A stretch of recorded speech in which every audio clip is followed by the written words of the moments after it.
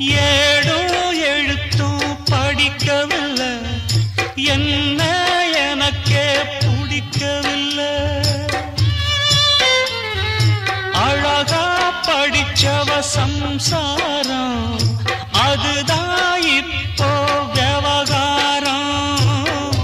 அக்கம் பக்கம் எல்லாருக்கும் ராப்பொழுது நல்லா இருக்கும். இப்போ இந்த ராவம் எனக்கு பகலா சுடுதே. ஏன் நான் தந்தனத்தம் பாட்டு தாளமில்லை, ஏன் துக்கம் எதுவும் கேட்க ஆளுமில்லை.